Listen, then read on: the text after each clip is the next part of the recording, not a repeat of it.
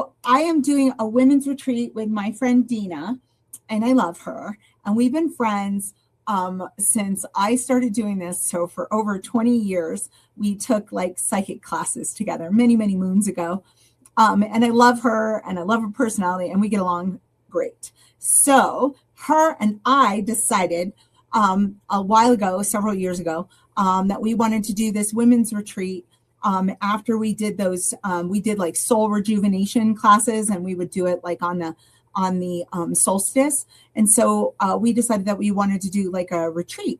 And this is really cool. This is so freaking cool. So we're doing this retreat, right? So it's like you get there on like a Thursday, late afternoon, evening.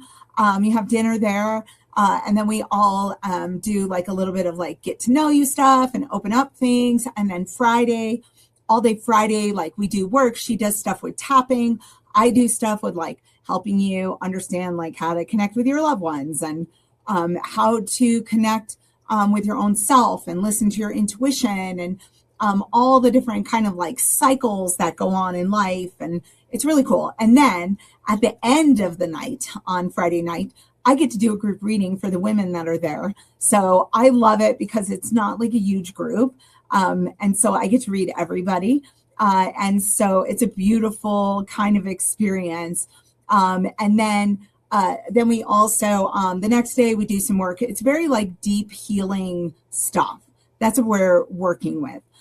There is a woman that comes in. She's amazing. She does yoga nidra with everybody for about an hour. There's another lady that comes in on Saturday that does like a sound bath, but it's like Native American awesomeness. I don't even know how to explain it. Every time I do it, I feel like absolutely transported into like somewhere else. And because I feel that way, I started doing these soul retrieval things for the group I love these. They're so freaking cool. So for any of you guys, if I've never told you what a soul retrieval is, it basically is this idea. Sandra Ingerman worked with like Native American shamanic kind of stuff. She like wrote a book called Soul Retrieval. If you want to know what it's about, hi to everybody saying hi. And I'll look at questions here in just a minute.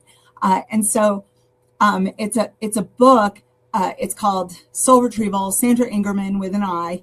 But essentially what that book proposes is that during traumatic times in our lives, we like lose little parts of ourselves along the way. And so because of that, we are like kind of get to a point in our lives where enough trauma has happened and some little part of us is left that you feel like you're kind of empty or like, what am I doing? And so the soul retrieval essentially brings back pieces of you. In psychology, they call that a coping mechanism, and it's breaking a coping mechanism. But through this process, this shamanic process, you bring back pieces of yourself. And I tell people like this example, because this is probably like the best example I can give you. Hi. The best example I can give you is that like I had one done years ago by a good friend of mine, and she did a soul retrieval on me. And you don't really get to pick and choose who's coming back. You just get a part of you back. So the part of me I got back while doing it was me as like 2 or 3 years old. When I was a little girl, I had a Holly Hobby, and I loved that thing, and it had braids, and it was the whole shenanigans. And so then I lived in New York at the time, and we were in a mall, and my aunt and my mom were with me, and I lost the doll. And then I was like hysterical about it. So that was trauma, but 3-year-old trauma or whatever. So anyway, at the time though, later on, when I had an aunt who like loved to sew things, she was a seamstress. And so she got a pattern of a Holly Hobby and gave it to me.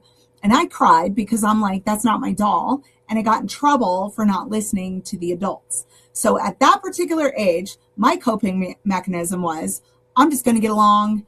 I'm just going to agree with adults. I'm not going to question authority because then I'll get in trouble. And so when I did this soul retrieval, it brought back that little piece of me that was like a 3-year-old girl. So in certain situations in my life that came up where I was like, where there was like authority that I had to question or say something, I always like got super anxious about it. And then when she came back, I have to say I was a little more anxious about it, but I started to kind of like self-talk to her, to that facet of me, and say, I got this. I learned a lot. I'm moving forward. We're good. We can listen to this adult or not listen to that adult, and we're going to be absolutely fine. And because the way that I talk to myself changed, that is also the reason that I was able to bring that part of me back. And now I'm not really shy about questioning authority or anything like that, but it helped heal a part of me. So we do a soul retrieval after that awesome drumming stuff. And then I do a soul retrieval, except this is the coolest part about it. So it's because it's my version of it based on like that, knowing that, and going to school to be a therapist, even though I'm not a therapist, like all this kind of stuff. I made my own recipe for a soul retrieval, and we get to do this at the retreat. And so essentially what I do is like, I bring people through this experience. We do it all together in a group, bring people through this experience. They kind of look at their animal totems. They do that. They get their pieces of themselves. But the coolest part that I've recently incorporated is a future version of you, a future you that has your shit together and is healed or has brought back these pieces. And we often wonder how we get through all the hard times that we have in our life. And so this is one of the ways that I have found through experience doing readings and stuff like that, is like there's some healed version of us sending us energy saying like, you got this, you can handle this, you're going to get through this. Sometimes, people want it to be their loved ones and stuff like that. And there's nothing wrong with that. And our loved ones are always around us. But ultimately, sometimes at the end of the day, that thing that gets you through the shitty stuff is the future you that's healed and feeling better and feeling more like, I know what I'm doing.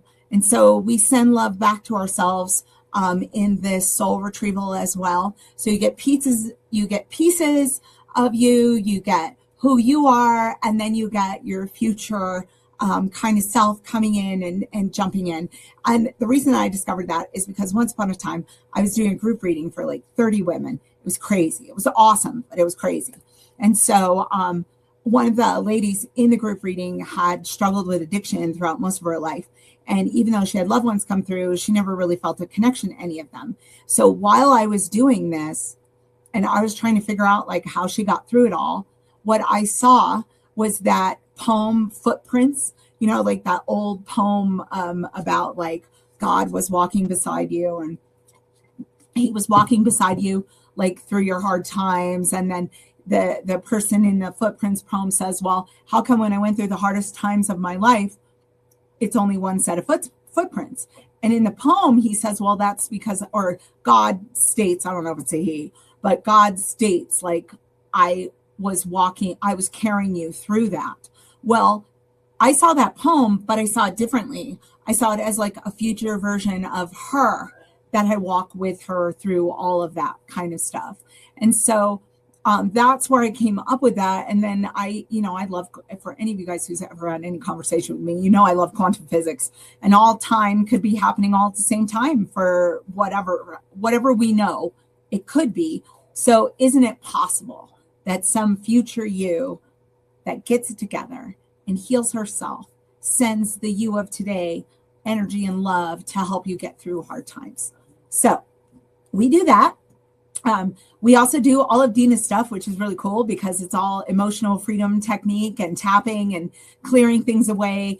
And then on the final day, we talk about manifesting and how to like incorporate all the things you learn into your everyday life. So we have this, it's listed on my website. There are still some spots open. Most of the rooms are, because it's a Thursday night to Sunday, late Sunday afternoon-ish kind of thing. All your food's paid for, your lodgings are included in this, plus the amount of the class. And then you are usually in a room with somebody else.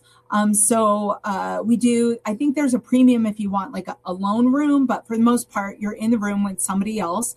And if you happen to know someone who wants to come and you guys want to come together, you guys can be in the room together.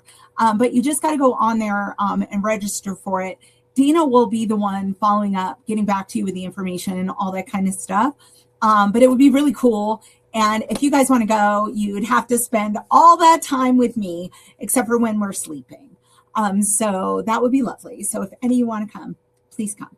And it's on the website, Soul Rejuvenation. It takes you to Dena's site, or it's called The Embrace, or I forget the name of the site. All you got to do is click the link. It's on mine. And then she'll be able to register you for that. So that is one of the really cool things that I'm doing. And then after that, me and Charles, my friend Charles Cox, who does like a psychic development group. We did this last year and we're doing it again this year. I'm going to do it's